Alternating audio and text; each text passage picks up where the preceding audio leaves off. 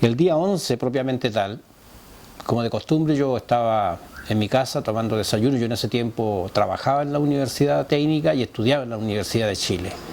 Estaba tomando desayuno alrededor de las 8 de la mañana para prepararme y venirme a mis actividades laborales y después ir a mis actividades estudiantiles de la universidad. Escuchando radio, porque todo el día andábamos, todo el mundo en esa época, escuchando radio por todos los sucesos. A cada rato había sucesos importantes.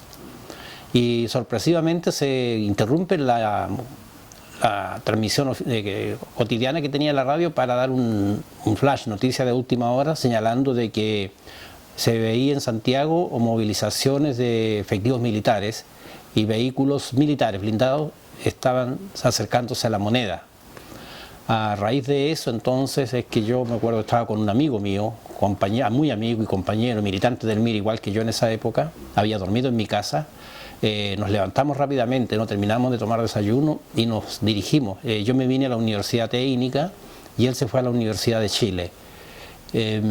Cuando llego acá, porque me quedé un rato más escuchando noticias, no salí inmediatamente, ya había cierta convulsión aquí en el centro de Temuco y en la universidad concretamente. ¿Qué se veía?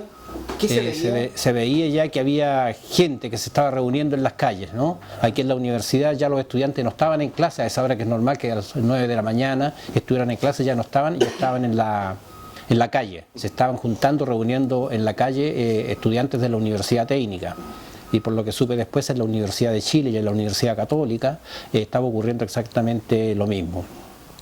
Y comentando acerca de lo que estaba sucediendo, y había personas, compañeros con radios portátiles que estaban escuchando el acontecimiento de los hechos, lo que estaba ocurriendo en Santiago.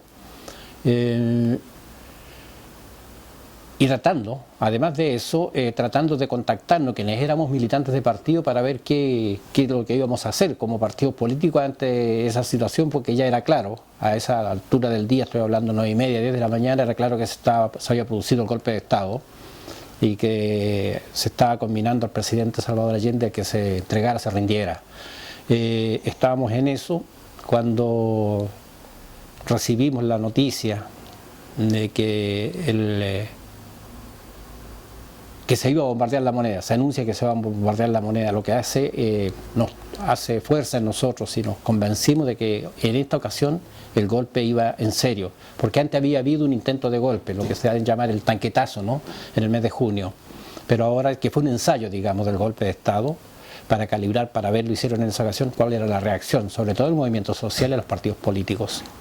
De manera que cuando ocurre esto, constatamos y comprobamos fehacientemente que el golpe ahora va en serio, y indicaba las características que iba a tener. Pero aún así no nos convencíamos que pudieran llegar a bombardear La Moneda. De manera que una imagen que yo tengo grabada, hay como tres elementos distintivos de ese día que yo las tengo grabadas para siempre. Uno es ver las imágenes de cuando bombardean La Moneda. Fue brutal, por todo lo que significa La Moneda en términos de la república, ¿no es cierto?, del poder político, está concentrado ahí, y eso era atacado de esa manera en misericordia. Nos daba cuenta entonces de que esto iba a tener una tremenda brutalidad, violencia, envergadura. Iba a ser un golpe de Estado a sangre y fuego. De manera que esa imagen queda grabada para siempre en mí, del bombardeo de La Moneda. El segundo hecho que para mí está grabado para siempre es cuando Salvador Allende interviene, ya cuando hay una o dos radios solamente que están transmitiendo, todavía no estaban controladas absolutamente por los golpistas, cuando interviene Salvador Allende en su discurso final, y que es la despedida de Salvador Allende. Estaba muy claro, muy consciente de lo que venía, de manera que él hace un llamado al pueblo de Chile, sobre todo a los trabajadores, a los obreros de Chile, entregándole la tarea que hay que asumir por lo que viene y despidiéndose. Y ese es otro elemento que está muy presente en mí, de lo que es el 11 de septiembre de 1973. El discurso de despedida de Salvador Allende, el bombardeo de La Moneda, y cuando se da a conocer la noticia de que Salvador Allende está muerto. Eso fue brutal, fue simplemente brutal. Y ese día transcurre, ya porque eso a las 11, al mediodía, ya estaban todos estos tres hechos que yo señalo como consumados, absolutamente consumados.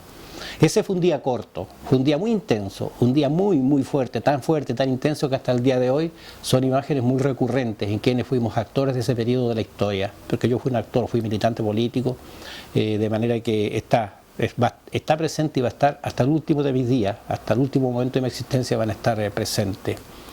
Y ese fue un día corto, a pesar de ser un día corto, fue muy intenso, fue muy dramático. Y digo corto porque a las 3 de la tarde se decretó el toque de queda, de manera que todos teníamos que estar en nuestras casas, el toque de queda. A partir de esa hora entonces las calles eran absolutamente controladas por las Fuerzas Armadas que patrullaban y estaban, cada uno de nosotros, la población en general estaba a disposición de los golpistas. Y empieza, justamente ese mismo día 11, aquí en Temuco y en todo Chile, empieza inmediatamente después del toque de queda esa verdadera cacería humana que se desató, porque nos tenían en nuestras casas, en nuestros domicilios, de manera que era cosa de ir allá y sacarnos simplemente. De manera que ese día está marcado para mí por estos hechos. No hubo ninguna posibilidad de ninguna manifestación de rechazo, mínima siquiera de rechazo a lo que estaba ocurriendo. No hubo los partidos políticos no tuvimos ninguna capacidad de respuesta en ningún sentido. Menos resistencia armada, porque no la hubo. En Santiago hubo algunos focos muy aislados de resistencia, pero que no tuvieron ninguna incidencia, no hicieron cambiar el curso de los hechos en absoluto. De manera que yo diría que aquí en Temuco y en el país entero, cuando decretan el toque de queda a las 3 de la tarde, ya la situación estaba absolutamente controlada por los golpistas, por los militares. De manera que estaba todo a disposición de ella para que empezaran a actuar como actuaron, ¿no es cierto? Como un país ocupado y arrasado por esta fuerza de ocupación en que se transformaron ellos. Yo diría que ese fue el día 11 y ahí en las casas esperando qué pasaba. Simplemente esperar, o sea, en una situación de indefensión absoluta, una situación de no poder hacer absolutamente nada. ¿Y había alguna forma ya a las 3, 4 de la tarde de poder informarse? ¿Las radios informaban? ¿La televisión? Exactamente, ya estaba controlada todos los medios de comunicación, de manera que las últimas radios que alcanzaron a transmitir que el discurso de Salvador Allende fueron bombardeadas sus antenas, después de manera que al mediodía ya no había comunicación alternativa, por así decirlo, sino que ya estaban controlados todos los medios de comunicación por los golpistas, de manera que toda la información que surgía estaba dada a través de esa cadena nacional que establecieron de inmediato ellos. Y ellos transmitían sus bandos, sus comunicados. No había ninguna. Eso sí, y eso fue una reacción así involuntaria, una reacción no programada, después conversando, con el tiempo, que en casi muchos hogares empezamos a escuchar radios de Argentina fundamentalmente. ¿Con onda corta. Entonces escuchábamos radios del extranjero que estaban entregando información. Naturalmente que no era una información muy objetiva, muy fidedigna, sino que había mucho de interpretación, de parecer. Pero era el único medio de comunicación que teníamos, las radios del extranjero, particularmente radios argentinas. Y eso es lo que hacíamos en ese momento en que a las 3 que íbamos a las casas y estar pegados a la radio. Tanto es así que las radios de onda corta estaban prohibidas. Se llegaron a prohibir después cuando se dieron cuenta que todo el mundo se está informando a través de este mecanismo, ¿no? Y con el tiempo, mucho tiempo después, ya era muy común estar escuchando la radio de Moscú, Radio Moscú, ¿no es cierto?, que se hizo famosa, esa locutora, esa voz característica, estábamos todos pendientes de lo que ellos decían. Pero de manera que hubo un control absoluto de todo el país. Yo diría que al mediodía de ese mismo día 11 en todo Chile estaba absolutamente controlada la situación, todos los servicios, el gobierno ya tomado por ellos, los servicios públicos intervenidos, los medios de comunicación intervenidos. No había posibilidad alguna de alguna conducta reactiva frente a esta situación, sino que simplemente el golpe se consumó en un par de horas, absolutamente.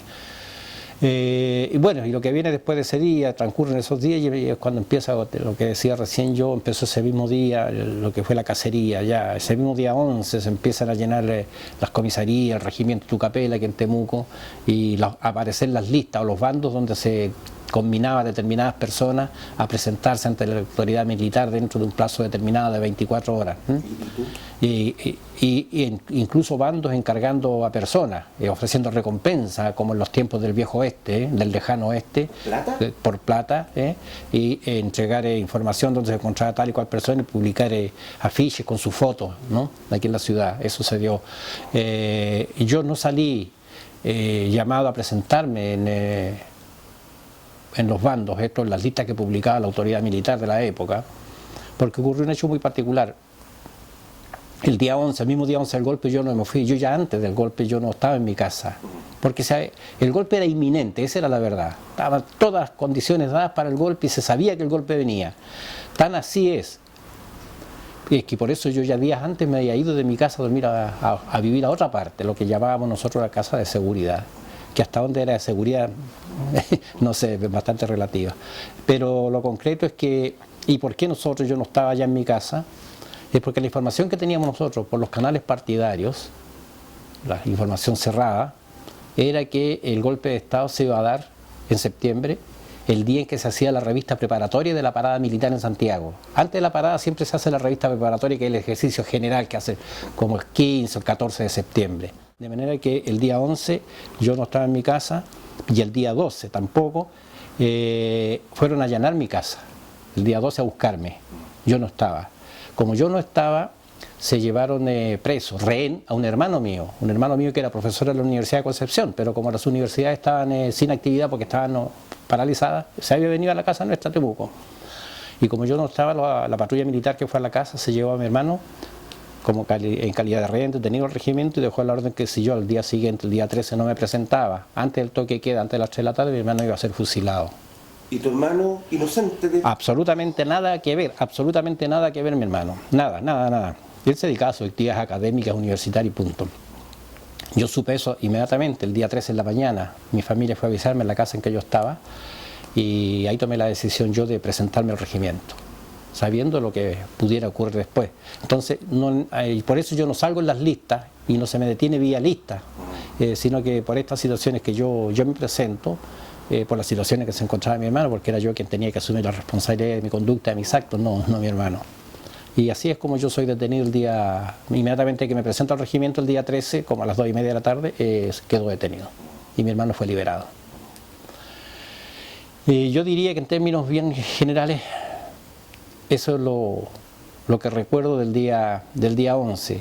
Es un día 11 que las veces que llega, de manera inconsciente, de manera mecánica, nos transporta, sean 20 años, 30 años, 40 años, vayan a ser 50 años, me lleva mecánicamente a ese día, justamente a ese día, y a revisar, a revivir, sobre todo a revivir todo lo que pasó y todo lo que posteriormente ocurre conmigo en el plano de la detención, de la tortura y todo lo demás, ¿no?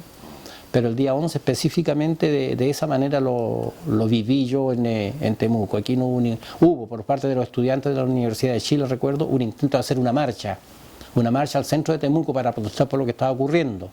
Pero cuando se tuvo el real conocimiento de la magnitud que estaba alcanzando esto, y además que ya llegaron las fuerzas militares a la universidad a disolver todo y a cerrar la universidad. No ocurrió nada en definitiva. Pero de esa manera transcurre el día 11 y que en la tarde después lloviznó. Fue un día lluvioso, la tarde muy triste. Fue un día no solamente triste por lo que estaba ocurriendo, sino que fue triste en términos del ambiente, del clima. Fue un día... Así como este día. Exactamente. Entonces, yo creo derechamente que ese día el cielo chileno lloró por lo que estaba ocurriendo. Acompañó a quienes empezábamos a vivir ese verdadero calvario que comenzó a vivirse ese mismo día y se prolongó durante muchos años.